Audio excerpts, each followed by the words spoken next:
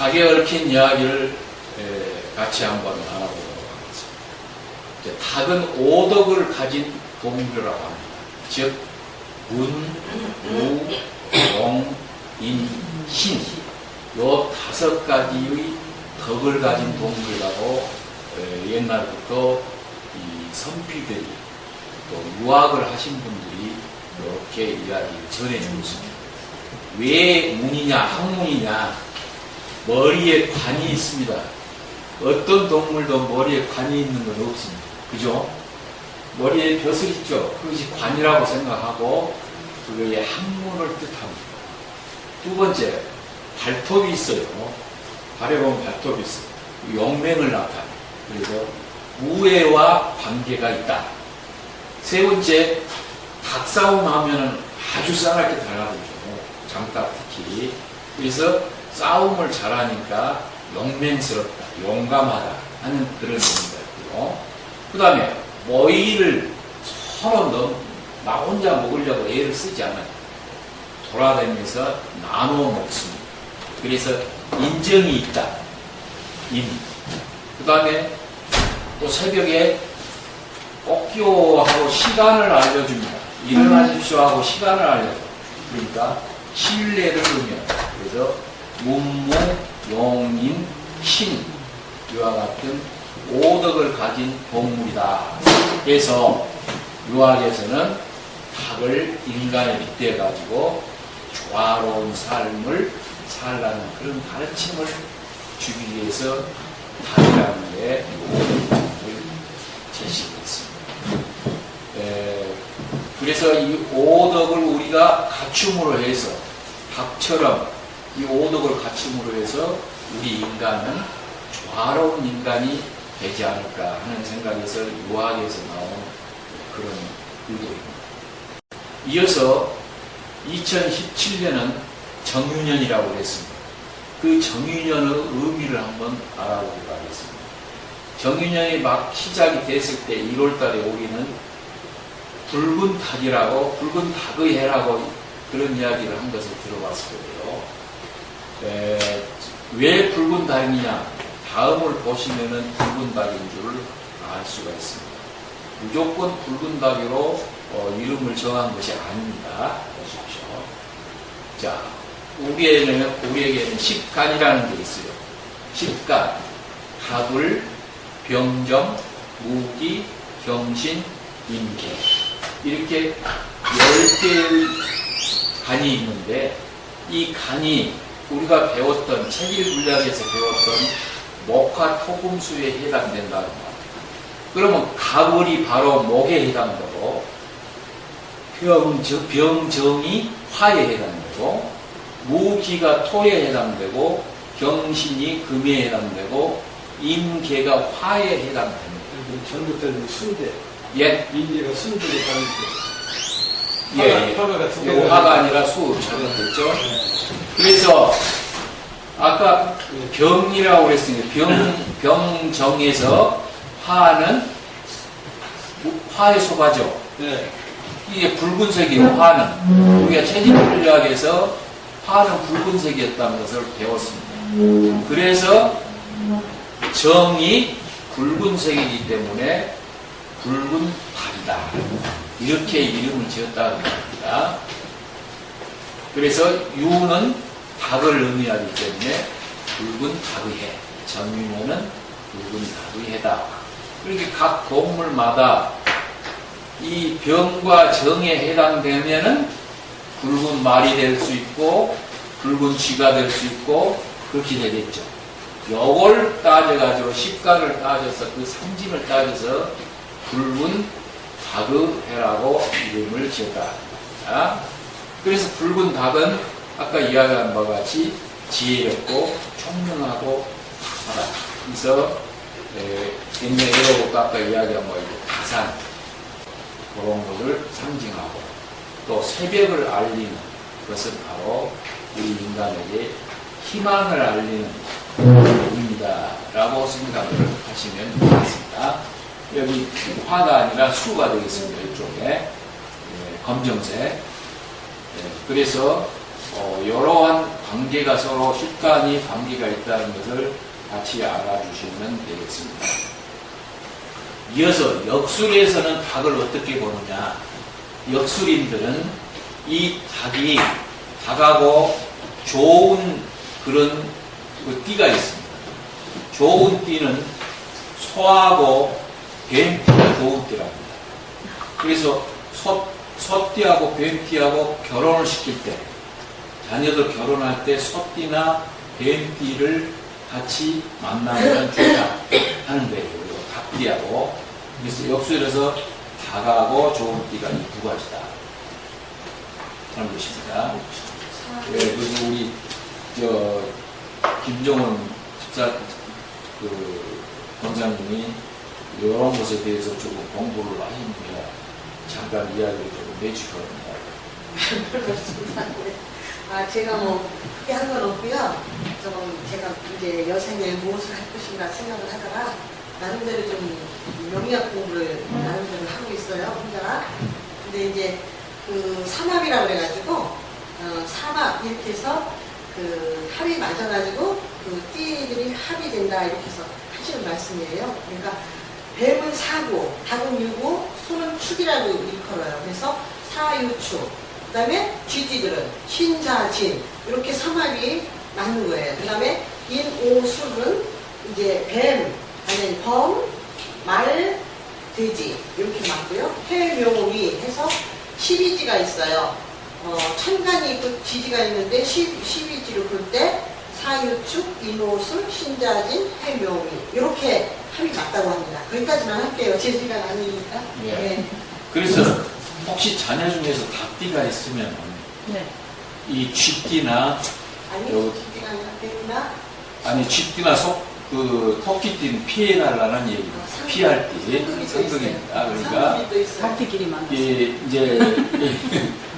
이 축이나 사가 맞으니까 이런 쪽으로 관련을 지으시라고 확실히 맞는지 어쩐지는 살아봐야 알겠지만 이것은 정통합이라고 했어요. 정통합이 따로 있습니다. 예. 정통합으로 볼 때 띠를 봅니다. 신자진 그 다음에 뭐예요? 해묘미, 해묘미, 예, 그러니까 인호술, 인호술, 네네, 사유축, 인호술. 네네. 그래서 삼합이라고 그래요. 그러니까 이 10가지 동물들이요. 이런데 역술에도 많이 사용을 합니다만 이 체질 물리학에서 했던 그런 것으로도 많이 사용을 하고 또 우리 오여천 선생님이 이제 이름을 지을 때도 이런 걸 많이 사용을 합니다. 또 우리도 과학적인 이야기, 과거에 과학 이야기를 하면서 해시계를 이야기했죠. 거기서도 해시계에서도 자축인묘 진사오미 신유술해 라는 10가지 동물이 나왔고 시간을 나타내는 때 이 10가지 동물을 사용을 했습니다. 자, 그러면 종교에서는 닭을 어떻게 관련을 지었느냐? 아까 종교 성경 말씀을 해 주셨는데 예수님이 베드로에게 뭐라고 이야기했냐면 오늘 밤 닭이 울기 전에 너는 나를 모른다고 3번 부인하리라. 요 성경 말씀 많이 들어보셨을 겁니다. 다 같이 한번 성경 말씀 외쳐볼까요? 자, 시작. 오늘 밤 닭이 울기 전에 너는 나를 모른다고 3번 부인하리라. 실제로 그렇습니다. 3번 부인했습니다. 베드로가 3번 예수를 모른다고 부인하자 그때야 닭이 울었다는 거예요. 또 다른 기독교에서 관련된 닭하고 관련된 것은 부활절 되면은 교회에서 전부 달걀을 나눠준 거 보셨죠? 네. 그죠? 전부 달걀 하나씩 다 들고 나와요. 이렇게 가시는 분들. 바로 그게 부활의 의미라는 얘기입니다. 부활절하고 관계된 부활의 의미가 있기 때문에 부활절날 달걀을 주는 거죠. 이 종교하고도 관련된 그런 닭이 아주 우리 인간하고도 많은 친근감이 있고 인간이 가장 믿고 사는 종교에 관계된 것도 많이 있다는 얘기입니다. 종교. 오늘 밤 닭이 울기 전에 너는 나를 모른다고 세 번이나 일어나. 예수님이 그렇게 말씀하시니까 실제로 그렇게 했어요. 네. 베드로가. 그 다음 세시풍속에서 그 닭 이야기를 한번 해요. 세시풍속에서. 이 닭은 오행 중에서 금에 해당된다고. 아까 식간 이야기했죠. 여기서 금에 해당된다고. 닭이. 그쵸? 오셨나요? 원래는 네. 화예요. 맞아요. 그쵸? 아, 그렇죠, 그렇죠. 예. 금이죠. 왜 닭을 금이죠. 맞아요. 금이로 했느냐면요. 12달 중에 8월달이 네. 닭달이 돼요. 네. 그런데 7, 8월, 8, 9월은 결실이거든. 결실인 열매는 단단한 그 금을 또 비교해요. 열매를 금으로. 네. 그래서 닭을 금으로다가 하고 8월달을 닭달이라고 해요. 8월달에. 예. 8월도 금에 해당되고. 그래서 예. 닭은 바로 이 금에 해당된다. 그러니까 12간지를 이렇게 5행으로 또 전부 나눌 수가 있죠. 그렇죠. 예, 10간뿐만 아니라 12지도 5행으로 이렇게 분류돼서 닭은 양이 금이 있어요. 예, 양이 꼭 있습니다. 금에 해당된다는 거. 그래서 금에 해당되기 때문에 체질 분류할 때 우리 문희선 교수님이 하신 이야기가 지도자급이다라는 이야기가 있습니다. 그죠? 금에 해당되는 금 체질은 지도자급이다. 그랬습니다. 그래서 바로 관직을 뜻한다는 얘기입니다. 이 닭의 해에 난 사람은 관직에 오를 수가 있다 하는 것이고, 그래서 닭의 첫날 연하장을 보낼 때 닭의 그림을 그려가지고 많이 보내는데, 그것은 학생들에게 열심히 공부해서 앞으로 관직에 붙어라 하는 그런 의미가 있답니다. 그래서 그런 닭이 그려진 연하장을 받게 되면 학생들 방에다가 다 붙여놓으면은 그 학생이 벼슬을 빨리 한다. 그런 의미가 있고, 일찍 일어나서 공부를 열심히 해라 하는 그런 의미도 있다. 세시풍속 속에. 이러한 닭하고 관계된 세시풍속이 이외에도 여러 가지가 있습니다만, 또 이어서 김홍도라는 유명한 우리나라 화가,